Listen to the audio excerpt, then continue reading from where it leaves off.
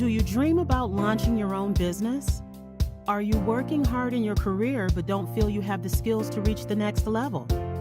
Do you need something which works around your busy schedule? We're here to tell you that you can have it all. Find out more about the Roadmap Alternative MBA at www.roadmapmba.com, including free worldwide shipping and our 30-day full money-back guarantee. We care about equal access to education. We care about building a better world.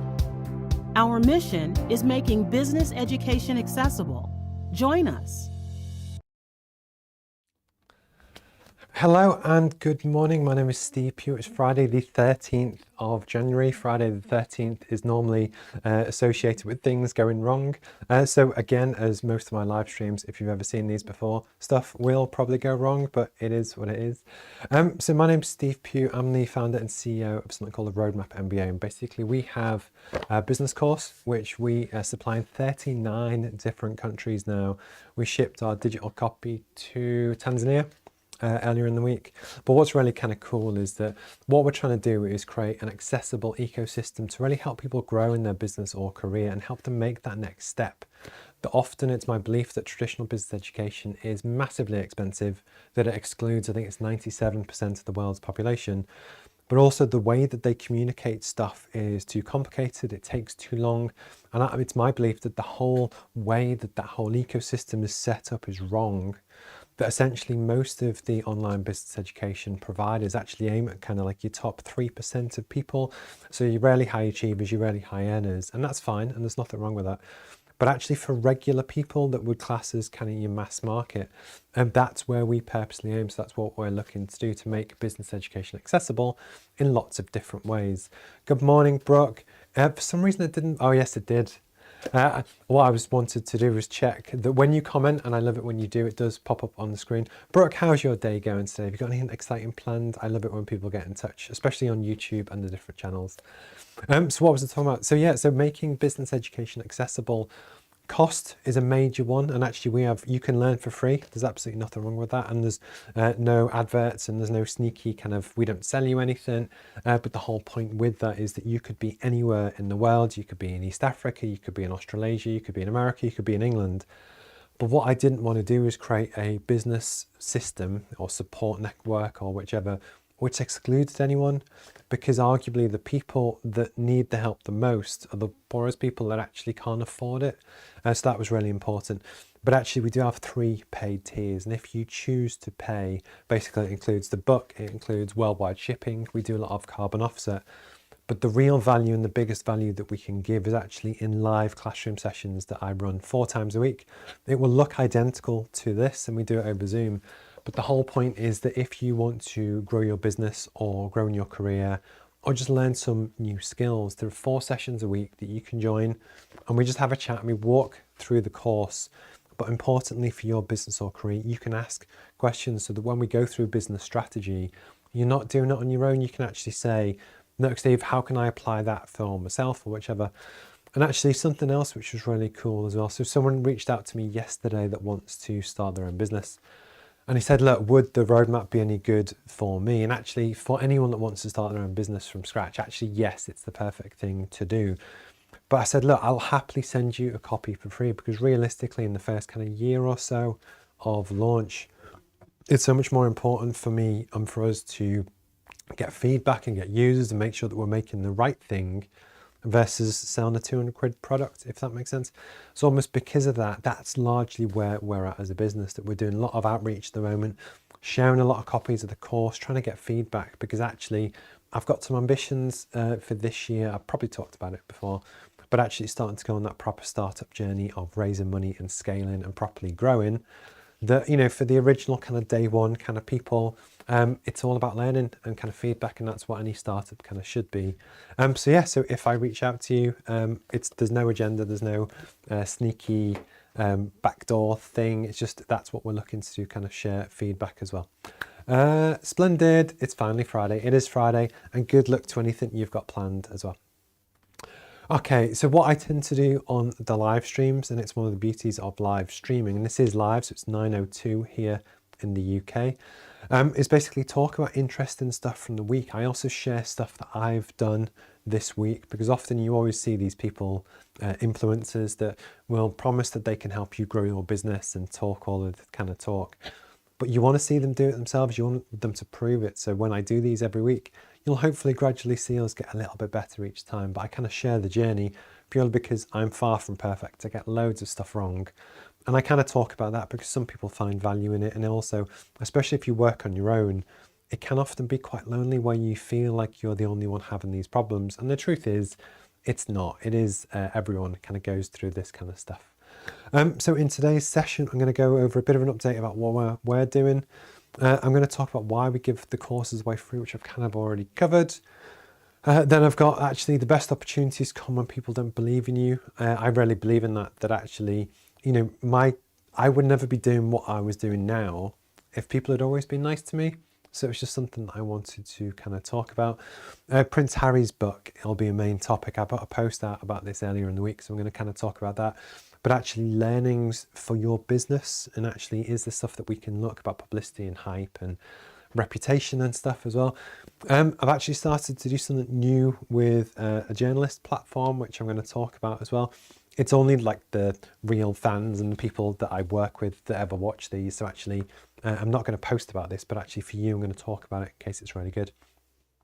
And then last but not least, just some competitor price rises that have actually came out yesterday, and just why I think it's important for our approach that I get everyone else's right to do different stuff, but it was just, yeah, so that's my view on it. But I love when people get in touch. Hi, James. I'm not sure it's just my feed, but the sound, like there's a whole other conversation on top. Good shout. I think I might know what it is. Apologies. What could it be? I'm gonna just close that.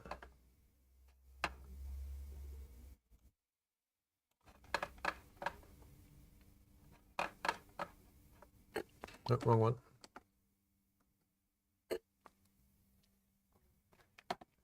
Sorry about the dead air, everyone. It was just, I wanted to catch what the mistake was. Oh. Okay, could it be on me? Sorry about this.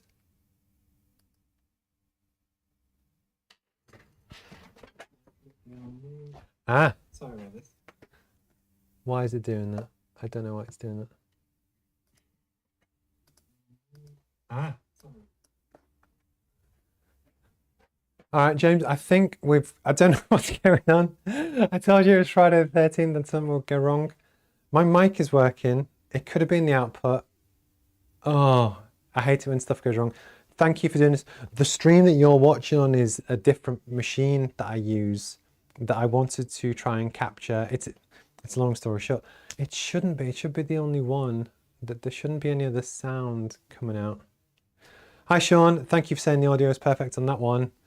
This one, James, let me know, you haven't got it open twice, do you? And there's nothing that should have changed. But what's also quite funny, and this again, when people talk about, I have people approach me and say, oh, I'd love to see your setup and kind of, see how it works. It's stuff like this that goes wrong, but it's much better. I don't mind if it goes wrong for me. But when Tony presents his show on Monday, or when Ashley kicks hers off again as well, I'd be devastated if it went wrong. But Sean, thank you for letting me know the audio perfect. Because actually what that does, it allows me to narrow in where the problem could be. So it must be on that machine that James will crack it. But let me know if it, just restart it or reset it. And it's the, yeah, we'll try and, how could it be? No, because it needs to be the, I'll figure it out. I apologize, James. But if in doubt, just watch on my personal channel and it should be cool as well. But thank you for the heads up. I'm sorry if it was the mistake. Thank you, Sean, for letting me know as well. It is the wonders of live streaming and the panic of when you think it's all gone wrong. And I don't know is the answer. Okay. Hi, James. It sounds like a recording conversation you've had with someone's playing over the top and the adverts are now playing. So, Sean, I apologize. I'm just going to try and fix this one, because it shouldn't. Okay. So that's that. There's only.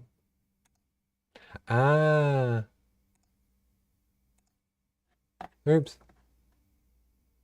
Sorry guys, I figured out what it was. And my greatest apologies.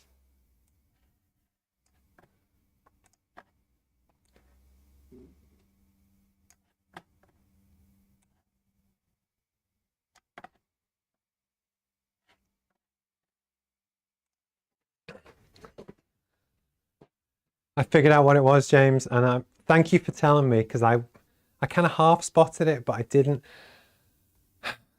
I can't even be bothered to tell you what it is. But thank you for letting me know. Hopefully that's now sorted. And yes. Oh, so basically what happens is that my main iMac that I run the main stream through, I have a wireless microphone that goes to that and it broadcasts to lots of different places. But to also LinkedIn only lets you send to one location. So basically I send it to my personal one as like the main feed, which has the most followers. But and also to send to the company page, I actually have to capture the first stream on a separate computer, like process it and then send it out again. And there was another window behind it with other YouTube windows running, and you were hearing that. I just didn't see the first one. So you are completely correct. I'm really sorry, but actually I'm also quite glad that we found it. My apologies, but also top marks, you're a hero. This is part of the learning of like just trying to figure out what stuff goes wrong. But actually at 9:08, we're still working, so that's cool. All right, let's crack on with the show.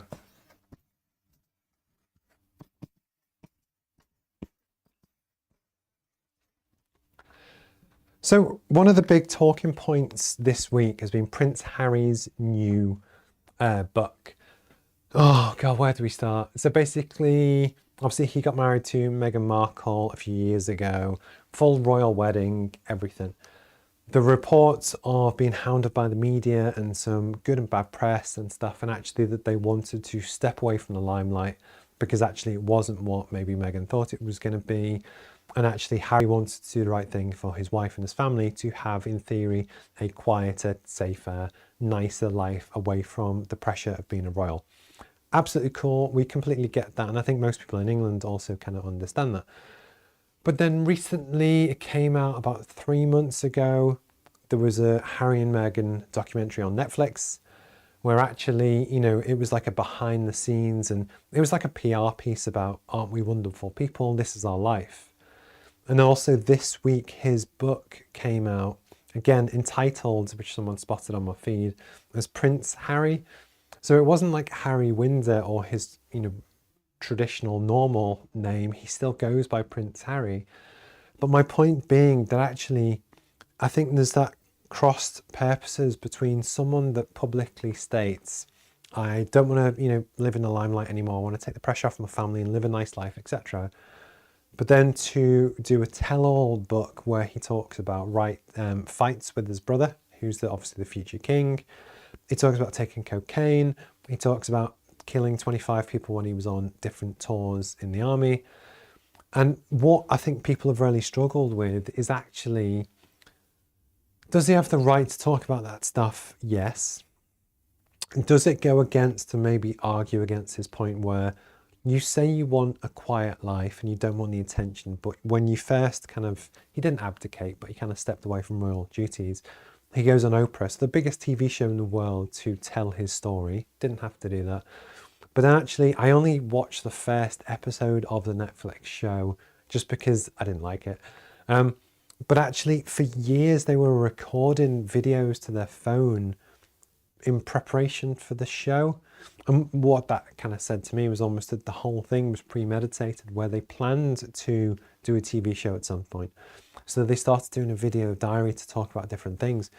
But actually, when you kind of watched it and went through it, it did just feel like a PR thing where actually, look how wonderful we are, you know, and I didn't like it. And it was that juxtaposition that kind of, you know, I think people have really kind of struggled with. But the big thing about the book is that you have, you know, someone that is making a ton of money. I think it's the fastest selling non-fiction book of all time. But on Wednesdays, I work for an offshore energy company called Subsea Energy Solutions. It's one of their wonderful mugs. And basically I was down in Catterick, and Catterick is, I think it's the world's largest British Army barracks. So it's an army town. And where I go to get my lunch is there's a big supermarket called Tesco's, and they had it on sale. But it hit differently that in my day-to-day regular life, I'm just a normal civilian person. So if I saw it in a local shop, I'm not that bothered. But when you're in a supermarket and there's 50 to 100 people on their lunch breaks in full uniform who've devoted their life to their, to their country and really kind of, giving back in service, there are certain rules and expectations, so I'm led to believe, about what you do and don't talk about. And almost, I think it felt like Harry had broken a lot of the rules. And actually, if you remember back to, was it the royal wedding? Harry refused to shave his beard, which again goes against army traditions, because it's only one person in the army who's apparently allowed to wear a beard formally, and it's not him. But the point being, it's that kind of level of, has he overstepped the line to kind of share stuff that you shouldn't really share? And then vice versa as well. When the Queen died earlier in the year, I was actually in London for the funeral. And I think what was really kind of clear was that she devoted her life for 75 years, or her entire life, but for her reign, she devoted her life to really the public good.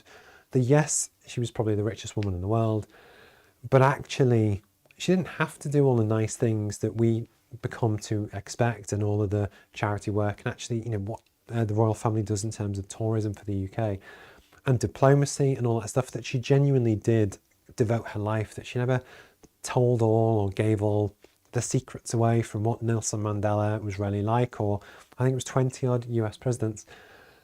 Because it's that when you have a leadership position, especially the royal family, we arguably should hold them to a higher level of account. That actually our governments come and go, and sometimes they're terrible and sometimes they're okay, but actually the monarchy also sits alongside that to keep that accountable. But actually in some ways we do want that to be whiter than white, etc.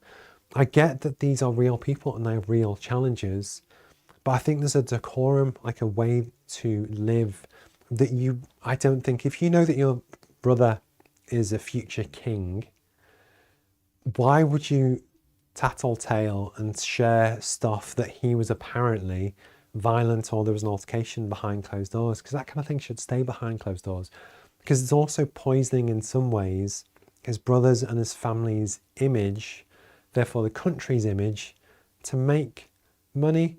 And actually I had a lady called Liz comment on my feed about this, and she made a really good point, and it was to do with actually, he could really be suffering that from the death of his mother, which was Princess Diana.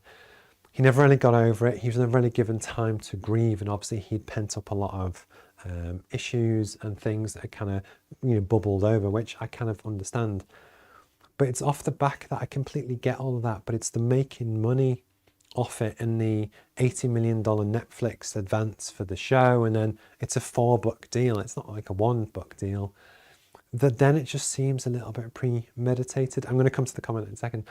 But the other thing that I kind of get is that on my LinkedIn feed and YouTube feed, there's often, I don't even know what it is because I just skim past it, but I do see it. It's a video. It's obviously trying to sell something. And it's a guy holding a sign saying, look, I have anxiety and depression. Will you give me a hug? And the thing that I don't like about that is because it's set up where the guy, whether he does or doesn't have anxiety or depression, he's posing for a camera to sell a product that if he genuinely did have anxiety and depression, he probably wouldn't be stood in the middle of a street holding a sign on camera. And it's that balance of where I think a lot of people still talk about how I have this and I suffer with this, and raising awareness is absolutely cool. But I think it's the way and it's the money making which really kind of, for me, tilts the balance, where I'm just not mega comfortable with it. I get he has the right to do it, but just personally, I kind of wish he didn't. I'm just going to come to the, he probably needs help with his mental health rather than us talking about him, to be fair. I don't watch the news. I'm not interested in the lives. I just got back to the UK and realised how we're all fed up. Yeah, so you are true. But that's the balance of where the media will always talk about what people are interested, but he didn't have to do all the shows and the books and the stuff where he's not choosing to sit in the shadows, which is what he said he wanted to do. And it was just, I think it's that balance where if you wanted to retreat to LA or Canada and have a nice life and do all the nice stuff, brilliant. But it's when you pretend one and not the other, or vice versa. If you just said, look, my wife's a movie star, we want to go and live the LA life and do that and stuff, but owned it, fine, brilliant, go for it. And I think for me personally, it's that difference between the two. But I do appreciate the comments.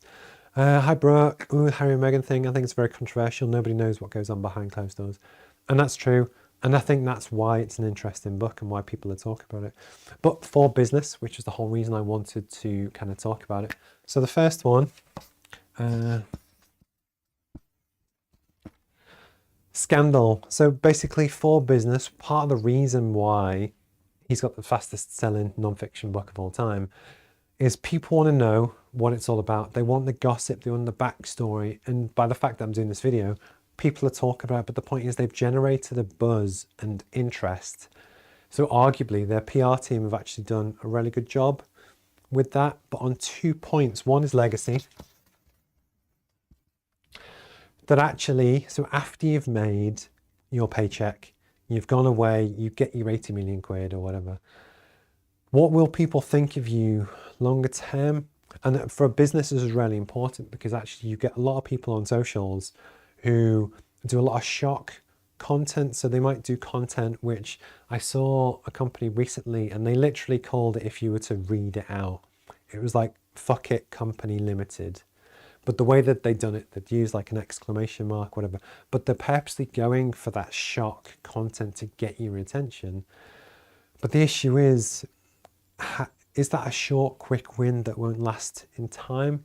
And the point is actually you need to think about your legacy and actually what do you want to achieve longer term? And actually, does it work? But last but not least, is about publicity. That basically what they've done has worked and it's worked a treat and people are talking about it. And actually what this then goes on to, it shows that actually for a business, people have to know that you exist. So obviously people know that Harry and Meghan exist. The amount of buzz and stuff around the book is massive. But the point is, publicity is massively important. For your own business product or service, if people don't know about you, they can't buy your stuff.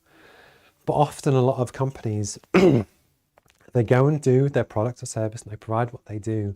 And they kind of just do that direct to customers and they might do some social. But actually building in PR and publicity is actually part of your strategy. It's always good to have a comms plan and really understand what it is that you want to be known for. And actually, do you align and link with any particular trends and different things? But actually, publicity is a brilliant way to raise awareness on what you want to do. That actually, it should actually be part of your business strategy. For us, trying to bring free business education and training into the world, we want that to hopefully be a news story that people are interested in, because actually in the UK, yes, we actually get a lot of free stuff. So people aren't particularly that bothered. But actually in America and basically the rest of the world, the UK and US education is quite well respected. We are CPD certified, so it does come with official accreditation of sorts. But also the hope is that through doing more publicity, press and media, we can spread the word, because actually if you speak to a journalist and they actually put a news story out, they can actually hit 20,000 people, they could hit 20 million people. That actually it's a really good way to spread the word in a very efficient way. The trick is to have the story that people want to talk about. And I just wanted to mention it because actually it might be something that you can use as well. Cool. So hopefully that was interesting. It was a hot topic that basically I wanted to try and cover today. It is a difficult one. I understand that there are different issues with mental health that it's funny, I completely understand the message about saying that we shouldn't maybe talk about him, but we're only talking about him because he chose to put a book out. And if it's that balance of, yeah, it's a difficult one to square the circle, but I genuinely appreciate the comments and stuff anyway. Okay, next. Okay.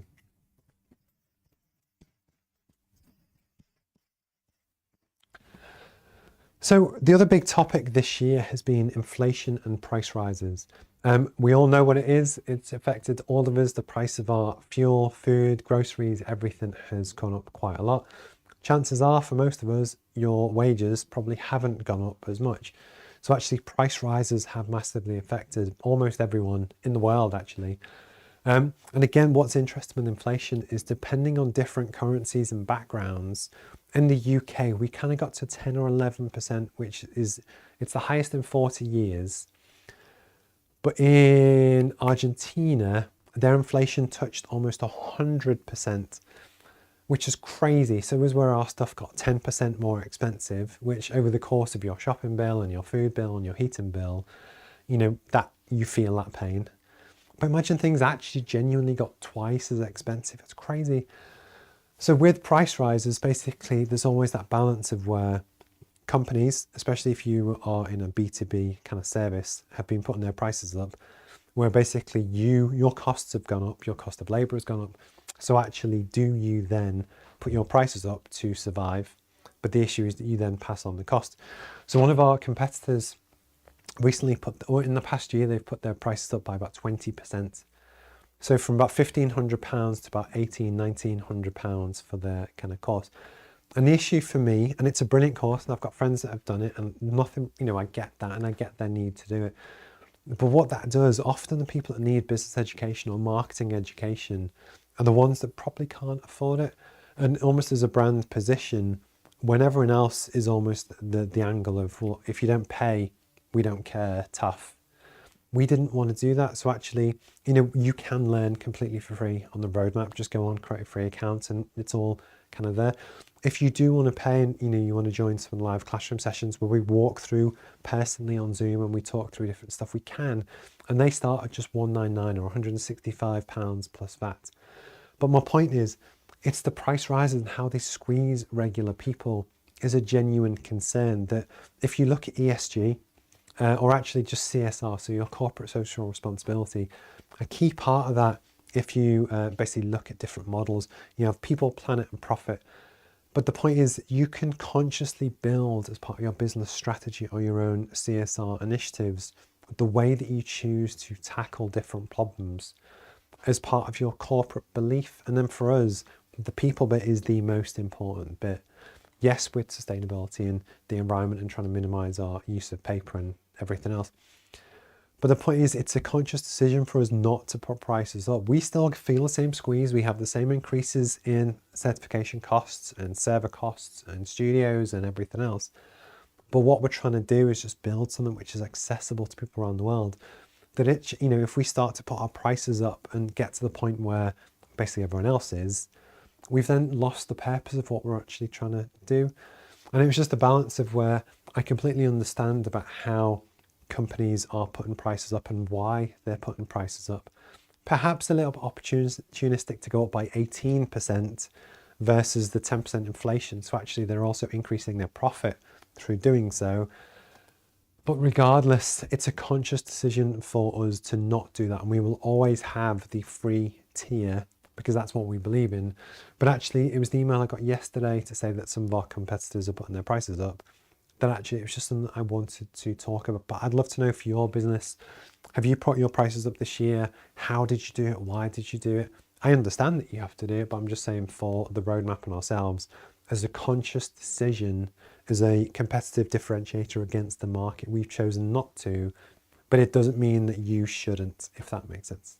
Okay.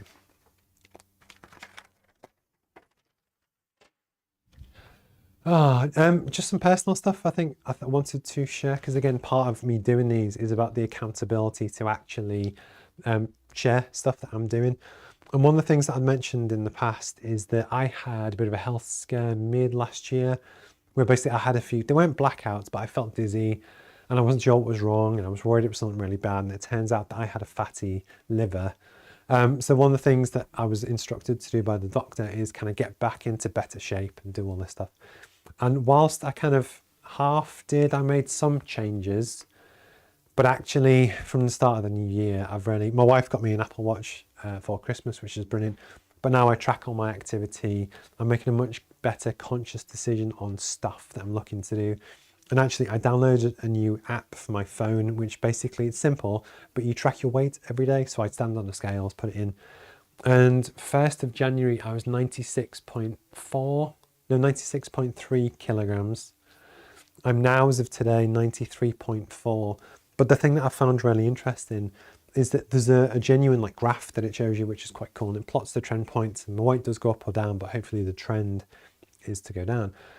but just I don't want to break that streak. I don't want to see that line go up. And what it's kind of done, the app is actually keeping me accountable to not eat the extra donuts, to not go to McDonald's, to not smash 5 bags of crisps. And it kind of works. And part of the reason why I wanted to talk about it is because completely selfishly, I kind of use a lot of these live streams to keep me accountable for what I'm trying to do. But also with the business, that actually, we call them lead actions on the course, but actually the more you understand things that will benefit you to help you get to the goal of where you want to be, actually, if you do track them and you are consistent and you know it's the right thing to do, it does pay off and it does work. Obviously with business, it's harder to track than weight. But if you do have a key metric, and it could be revenue, could be whichever, you will have spikes, peaks and troughs where things go up and down. But it's the trend line, it's the overall how things change over a set kind of period is actually something to kind of talk about. My goal weight is 88 kilograms, which was, I don't know what that is in stone. Basically my scales was in stone, but with the 1/8 and the fractions, it was really complicated to put into the app, so I just flipped it to kilograms. But the point is, I've got my goal, I know what I want to do and work towards. It's kind of working, but it's the ability to have someone accountable. And actually with the live classroom sessions, that is something that we look to do to basically make ourselves accountable, but also to hopefully help you, that if you have a goal or a mission or something that you want to achieve, knowing that there's someone to kind of check in on you once or twice a week just to see how you're getting on, it will help you achieve it better and quicker. So if that's of interest to you, you're more than welcome to join us on any of the sessions as well. Okay.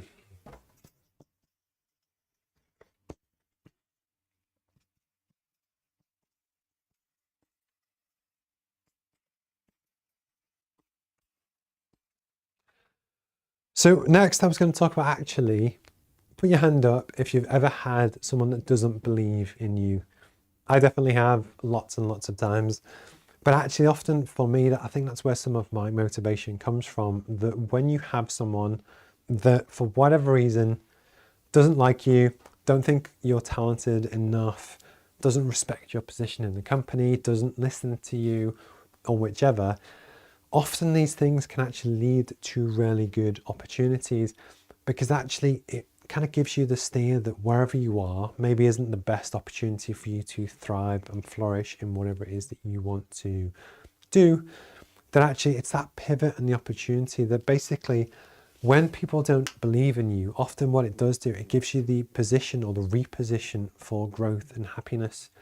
That I know myself, that if I would have stayed in my first ever job and they're like, oh Steve, you're fantastic, I wouldn't be doing what I'm doing now, because it would have been too safe and too comfortable to have just stayed there. And often when you go through a bad experience, and that could be anything that happens in your career, that uncomfortable feeling can actually just tell you inside that, look, I'm not happy with what I'm doing, I want to try something else, and actually push you on the path to really kind of find what it is that you want to do. And I wanted to just mention it because actually I know this firsthand. I've seen this many, many times, that actually when you're going through it and someone isn't treating you very nice, it's horrible. It's not very nice. You don't feel great. You start to doubt and second guess yourself.